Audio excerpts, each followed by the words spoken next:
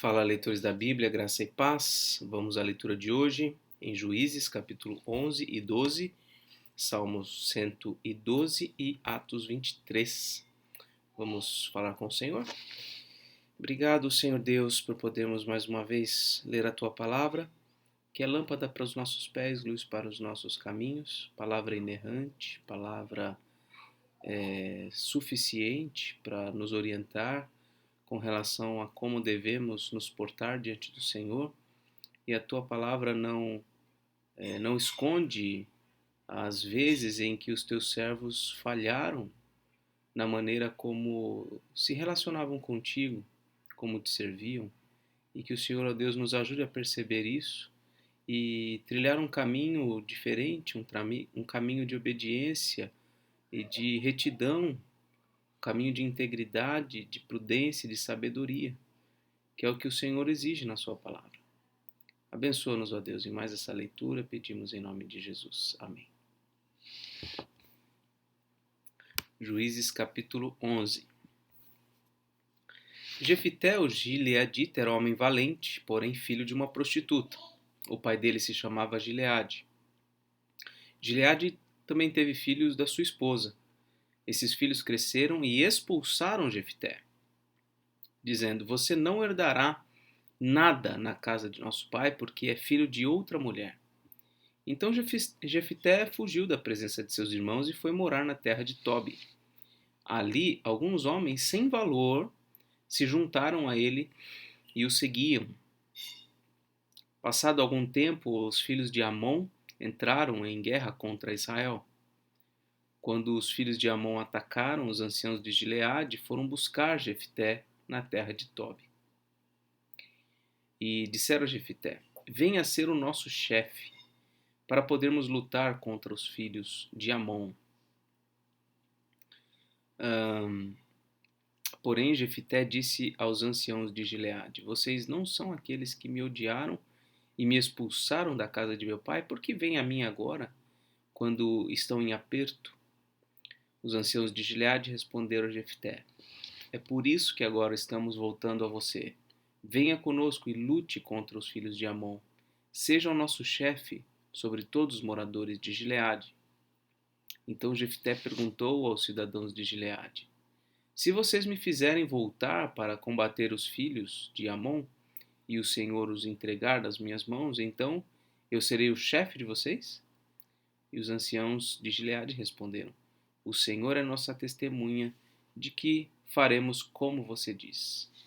Então Jefté foi com os anciãos de Gileade e o povo o pôs por cabeça e chefe sobre si. E Jefté proferiu todas as suas palavras diante do Senhor em Mispa. Jefté enviou mensageiros ao rei dos filhos de Amon, dizendo: O que vocês têm contra mim, para vir e atacar a minha terra? O rei dos filhos de Amon responderam aos mensageiros de Jefté: É porque quando Israel saiu do Egito, tomou a minha terra desde o Arnon até o Jaboque e até o Jordão. Devolva-me agora essa terra, pacificamente. Porém Jefté tornou a enviar mensageiros ao rei dos filhos de Amon, dizendo: Assim diz Jefté: Israel não tomou nem a terra dos Moabitas, nem a terra dos filhos de Amon. Porque quando Israel saiu do Egito, andou pelo deserto até o Mar Vermelho e chegou a Cádiz. Então Israel enviou mensageiros ao rei dos Edomitas, dizendo: Peço que você me deixe passar pela sua terra. Porém o rei dos Edomitas não lhe deu ouvidos. Israel mandou pedir a mesma coisa ao rei dos Moabitas, mas ele também não quis atender. E assim Israel ficou em Cádiz. Depois andou pelo deserto e rodeou a terra dos Edomitas e a terra dos Moabitas, e chegou a leste da terra destes, e acampou do outro lado do Arnon.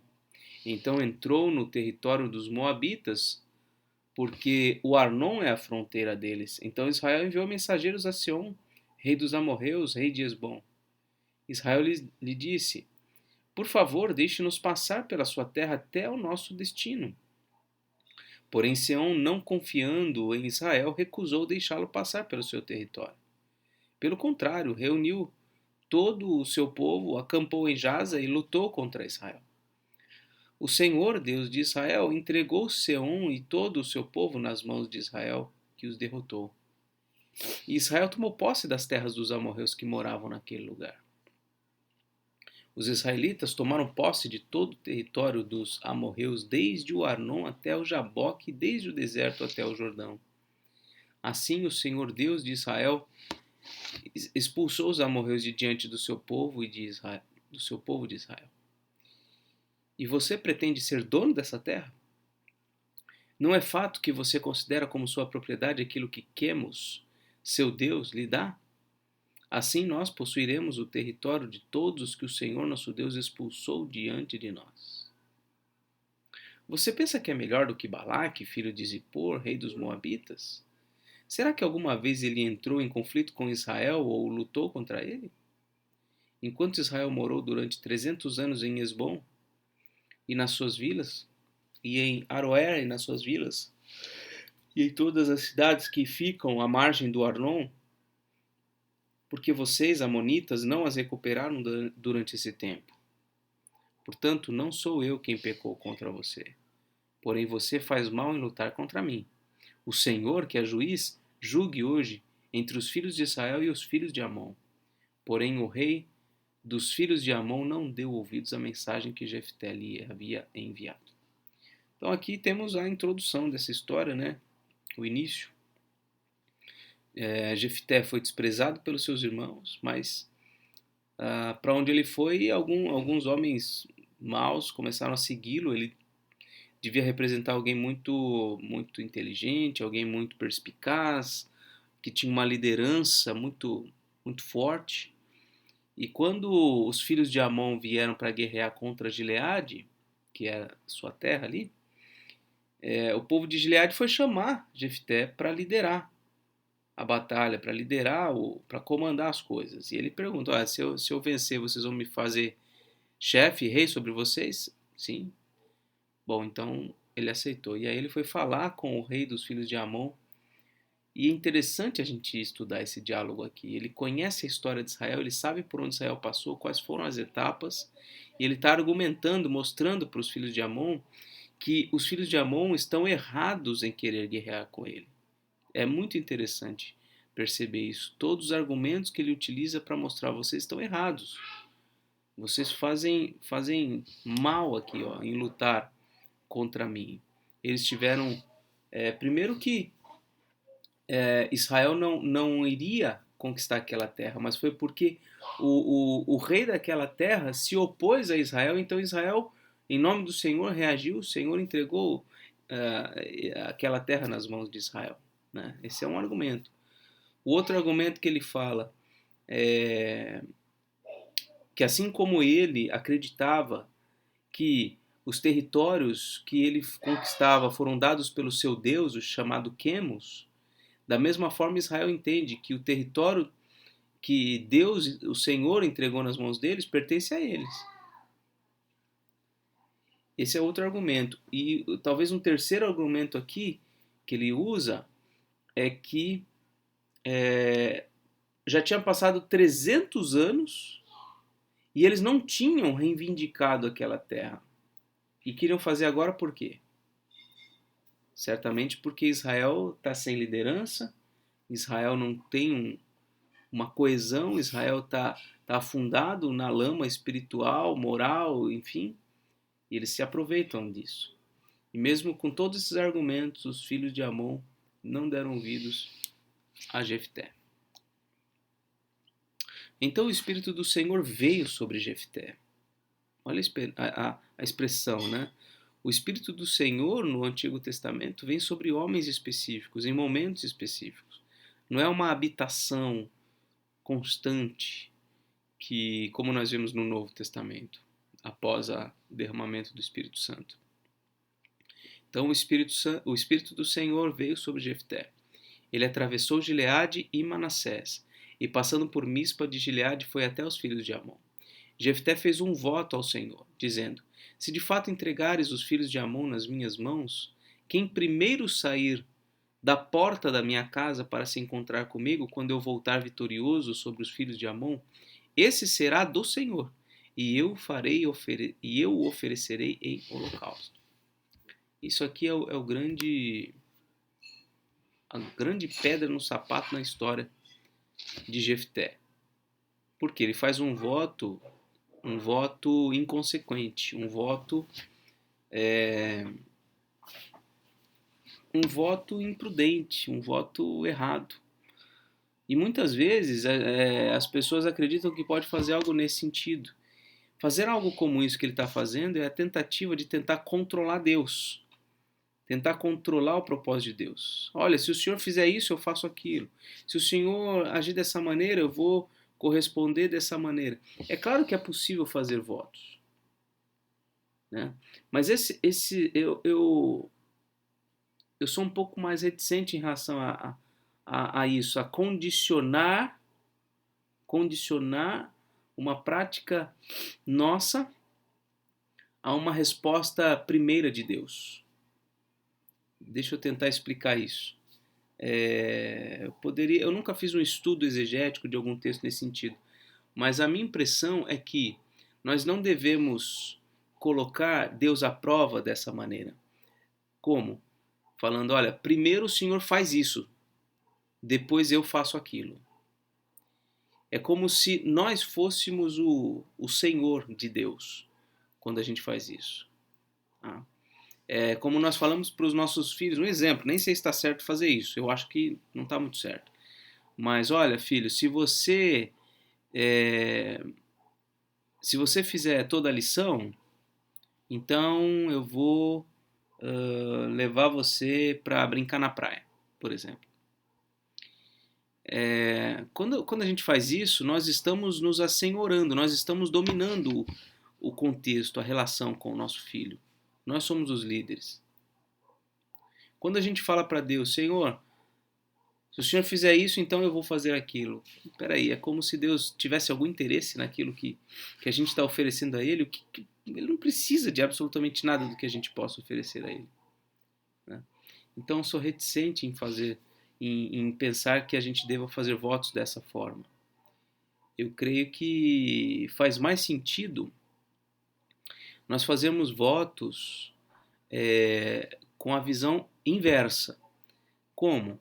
Por exemplo, Senhor, eu vou, a partir de hoje, lutar contra determinado pecado dessa e dessa maneira. E eu peço que o Senhor me abençoe com um emprego novo. Um exemplo. Um emprego melhor. Você está condicionando a tua atitude de consagração à bênção de Deus? Não. Você está dizendo o seguinte, Senhor, eu vou a partir de hoje corrigir algumas coisas na minha vida. E eu gostaria que o Senhor, por graça e misericórdia, me concedesse um emprego melhor. Mas independente do que o Senhor fizer na minha vida, o meu voto, a minha palavra é de consagração ao Senhor. Porque mais importante é te obedecer do que receber bênçãos quaisquer que sejam do meu interesse. Percebe a diferença? Eu creio que Jefté, muitos têm seguido o modelo de Jefté e colocando Deus à prova. E certamente essa não é a melhor maneira de se relacionar com Deus. E eu repito de novo aqui, o livro de Juízes não nos mostra modelos de como devemos fazer as coisas, de como devemos caminhar. Pelo contrário, está mostrando um jeito errado de caminhar, de quando nós estamos sem a luz das Escrituras, que absurdos nós somos capazes de fazer. E mesmo assim, Deus misericordiosamente nos liberta, nos usa e nos livra. É essa a mensagem de Juízes. Assim, Jefté foi de encontro aos filhos de Amon para lutar contra eles, e o Senhor os entregou nas mãos de Jefté. Eles Ele os derrotou desde Aroer até as proximidades de Minite, 20 cidades ao todo, até Abel-Queramim. Foi uma grande derrota para os filhos de Amon, que assim foram subjugados pelos filhos de Israel. Quando Jefté voltou para casa, em Mispa, olha só o problema, ó. Quando Jefté voltou para casa em Mispa, a filha saiu ao seu encontro tocando tamborim e dançando. Mas você pode imaginar a cena? Eu sou pai de menina. Eu não consigo nem imaginar, sabe?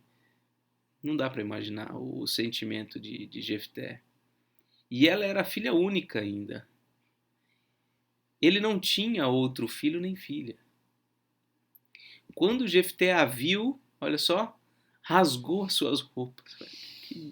Que idiotice que eu falei diante de Deus.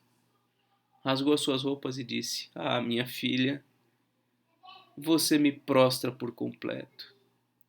Você passou a ser a causa da minha ruína, porque fiz um voto ao Senhor e não posso voltar atrás.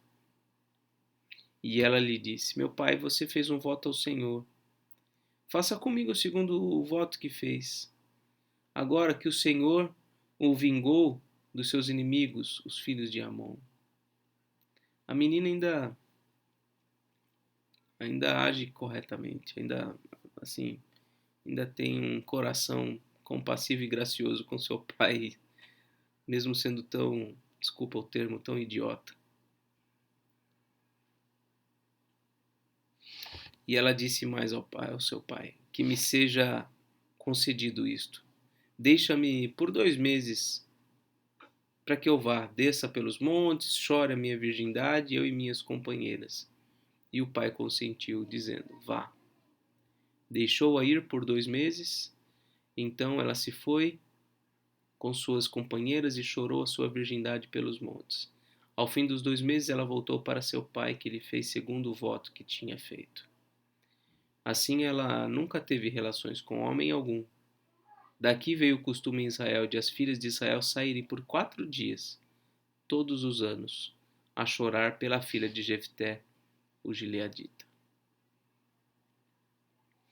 Capítulo 12. Então os homens de Efraim foram convocados, passaram para Zafon e disseram a Jefté: Por que você foi lutar contra os filhos de Amon e não nos chamou para ir com você? Por causa disso vamos queimar a sua casa com você dentro dela. Coisa, né? Mas Jefté respondeu: Eu e o meu povo tivemos uma grande discussão com os filhos de Amon. Chamei vocês, mas vocês não me livraram das mãos deles. Quando vi que vocês não iam me livrar, arrisquei a minha vida e fui lutar contra os filhos de Amon. E o Senhor os entregou nas minhas mãos. Então, por que vocês estão vindo hoje para lutar contra mim? E Jefté reuniu todos os homens de Gileade e lutou contra Efraim. Os homens de Gileade derrotaram os efraimitas, porque estes tinham dito: Vocês, gileaditas, que moram no meio de Efraim e Manassés, são desertores de Efraim. Porém, os gileaditas tomaram os vales do Jordão que conduzem a Efraim. E quando algum fugitivo de Efraim dizia: Quero passar, os homens de Gileade lhe perguntavam: Você é efraimita? Se respondesse que não, os homens de Gileade lhe diziam: Então diga Shibolete. Se ele dizia Sibolete, não podendo pronunciar corretamente a palavra, eles o agarravam e matavam nos vales do Jordão. Assim, naquele tempo foram mortos 42.000 efraimitas.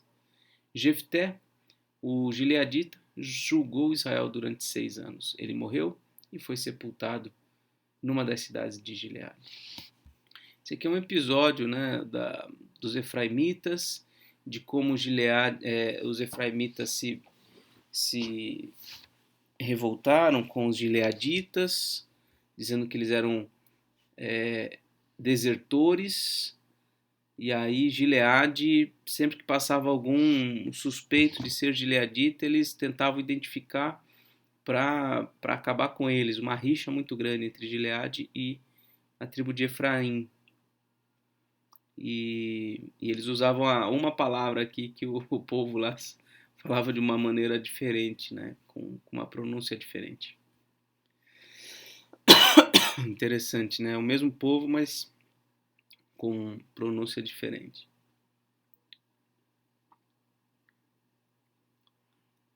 Aqui no Brasil acontece muito isso também, né? Regiões do Brasil que pronunciam o S de uma forma ou de outra forma, e outras palavras e outras letras também. Tem muito disso. Depois de Jefté, quem julgou Israel foi Ibzan, que era de Belém.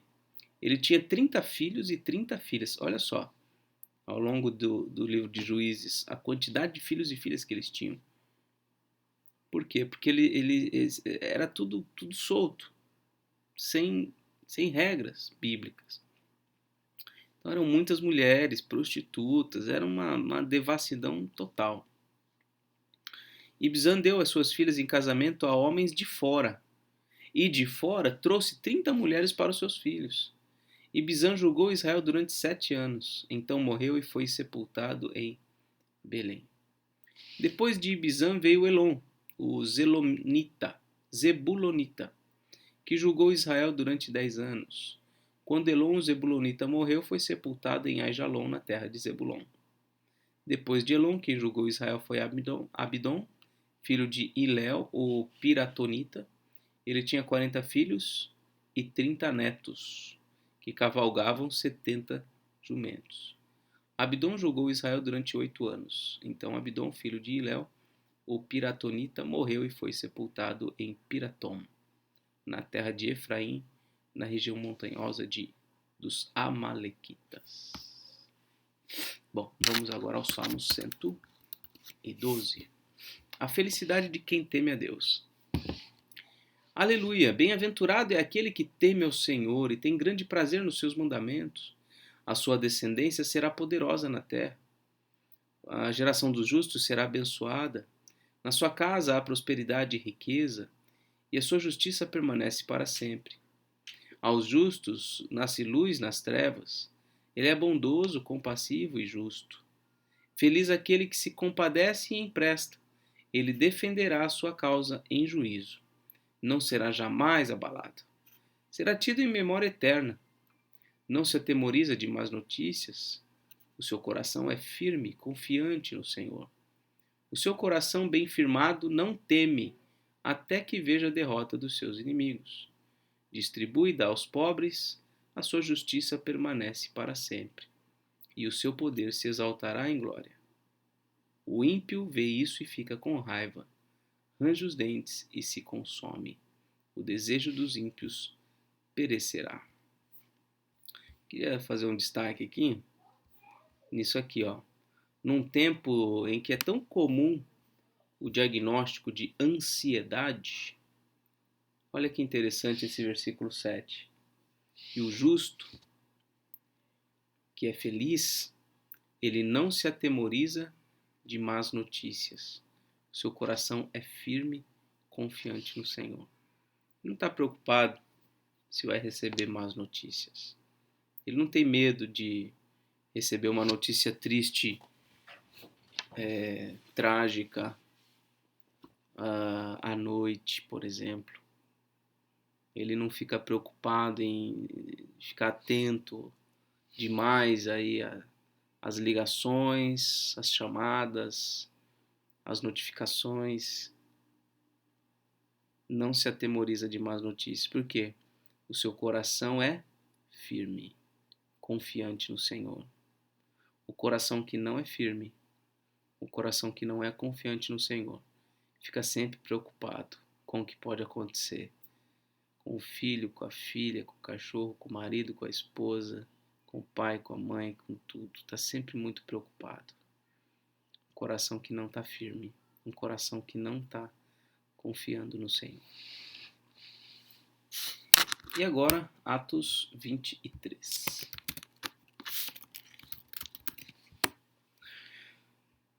Paulo fixando os olhos no Sinédrio, lembrando aqui, Paulo já fez um discurso,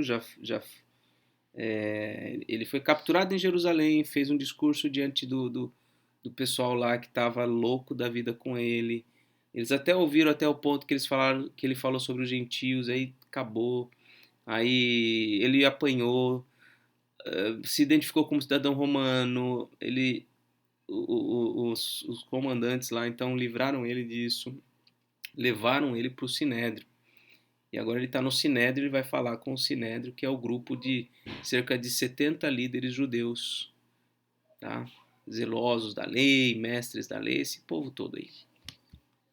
Paulo, fixando os olhos no Sinédrio, disse: Meus irmãos, tenho vivido até o dia de hoje com a consciência limpa diante de Deus. Mas Ananias, o sumo sacerdote, mandou aos que estavam perto de Paulo que lhe batessem na boca.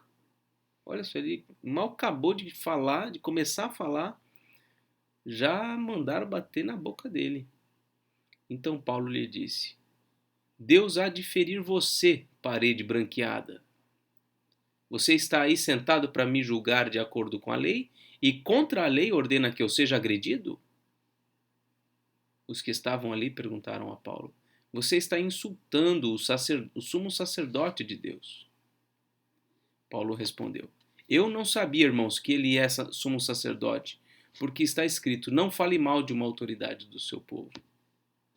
Como Paulo sabia que uma parte do sinédrio se compunha de saduceus e outra de fariseus, exclamou: Olha só, ele sabia que havia um grupo de fariseus e havia um grupo de saduceus que tinham divergências teológicas entre si. Então ele joga no ventilador um problema. Ele exclamou: Irmãos, eu sou fariseu, filho de fariseus. Estou sendo julgado por causa da esperança e da ressurreição dos mortos. É por causa disso que eu estou sendo julgado. Ele botou o dedo na ferida, porque essa era a questão central que dividia fariseus e saduceus, a questão da ressurreição. Ditas essas palavras, começou uma grande discussão entre fariseus e saduceus, e o sinédrio se dividiu. Pois os saduceus dizem que não há ressurreição, nem anjo, nem espírito, ao passo que os fariseus admitem todas essas coisas. Houve, pois, muita gritaria no sinédrio. E levantando-se alguns escribas que eram do partido dos fariseus, discutiam, dizendo: Não achamos nesse homem mal algum. E se de fato algum espírito ou anjo falou com ele? Começaram a defender o Paulo. Como a discussão ficava cada vez mais intensa, o comandante, temendo que Paulo fosse despedaçado por eles, mandou descer a guarda para que o retirassem dali e o levassem para a fortaleza. Na noite seguinte, o Senhor, pondo-se ao lado de Paulo, disse: Coragem, pois assim como você deu testemunho a meu respeito em Jerusalém, é necessário que você testemunhe também em Roma. Quando amanheceu, os judeus se reuniram e juraram que não haviam de comer nem beber enquanto não matassem Paulo. Eram mais de 40 os que se envolveram nessa conspiração. Estes foram falar com os principais sacerdotes e os anciãos e disseram: Juramos sob pena de maldição não comer coisa alguma enquanto não matarmos Paulo. Por isso, agora, juntamente com o sinédrio, mandem um recado ao comandante para que ele o apresente a vocês, sob o pretexto de que desejam investigar mais acuradamente o caso dele. E nós, antes que ele chegue, estaremos prontos para matá-lo. Então eles fizeram uma conspiração aqui, tentaram ajeitar um esquema para matar Paulo. Versículo 16. Mas o filho da irmã de Paulo, tendo ouvido a respeito da trama, entrou na fortaleza e contou tudo a Paulo. Então Deus pôs ali um menino ali que ouviu tudo e foi contar para o Paulo. Versículo 17. Então este, chamando um dos centuriões, disse: Leve esse rapaz ao comandante, porque tem algo a dizer. O centurião levou o rapaz ao comandante e disse: O prisioneiro Paulo me chamou e pediu que eu trouxesse a sua presença este rapaz, pois tem algo a dizer ao Senhor. O comandante pegou o rapaz pela mão e, levando-o para um lado, perguntou-lhe: O que você tem para me dizer? Ele respondeu: Os judeus decidiram pedir ao Senhor que amanhã apresente Paulo ao sinédrio sob o pretexto de que desejam fazer uma investigação mais acurada a respeito dele. Não se deixe persuadir, porque mais de 40 deles armaram uma emboscada. Fizeram um pacto de, sob pena de maldição, não comer nem beber enquanto não matarem Paulo. E agora estão prontos, esperando que o Senhor prometa atender o pedido deles. Então o comandante despediu o rapaz, recomendando-lhe que não dissesse a ninguém ter-lhe trazido essas informações. Chamando 2 centuriões, ordenou: tenham de prontidão 200 soldados, 70 cavaleiros e 200 lanceiros para irem até Cesareia e a partir das 9 horas da noite. Preparem também animais para fazer Paulo montar e levem-no com segurança ao governador Félix. Então o comandante dá um jeito de mandar Paulo para o governador antes que ele passasse por aquela emboscada. O comandante escreveu uma carta nestes termos. Então o comandante mandou uma carta para o governador Félix. Cláudio Lísias ao excelentíssimo governador Félix. Saudações. Este homem foi preso pelos judeus e estava prestes a ser morto por eles, quando eu, sobrevindo com a guarda, o livrei por saber que ele era romano. Sabia nada, né? Sabia nada. Ele mentiu aqui, né? Ele ficou sabendo depois. Querendo certificar-me do motivo por que o acusavam, levei-o ao sinédrio deles. Descobri que ele era acusado de coisas referentes à lei que os rege, mas nada que justificasse morte ou mesmo prisão. Sendo eu informado de que ia haver uma emboscada contra o homem, tratei de enviá-lo imediatamente ao Senhor, intimando-o também os acusadores a irem dizer na sua presença o que eles têm contra ele. Passe bem. Então os soldados, conforme lhes foi ordenado, pegaram Paulo e durante a noite o conduziram até Antipátride. No dia seguinte voltaram para a fortaleza, tendo deixado os cavaleiros encarregados de seguir viagem com ele. Quando estes chegaram a Cesareia, entregaram a carta ao governador e também lhe apresentaram Paulo. Lida a carta, o governador perguntou de que província Paulo era, e quando soube que era da Cilícia, disse: ouvirei você quando chegarem os teus acusadores. E mandou que ele ficasse preso no pretório de Herodes. Então, Félix recebeu Paulo, falou para ele esperar chegarem os acusadores, e aí depois vai continuar essa história. Essa história é longa, ela é bem intrincada, viu? É uma história longa, começou no capítulo 20, 21, por ali, quando Paulo... Na verdade, isso vem vindo, né? É que é muito intenso, muito detalhe essa história aqui, em relação à prisão de Paulo em Jerusalém e a chegada dele até Roma no final do capítulo 28. Então, essa história ela vai indo, bem detalhada mesmo. Bom, terminamos assim a leitura de hoje. Que Deus te abençoe, um forte abraço e até mais, se Deus quiser.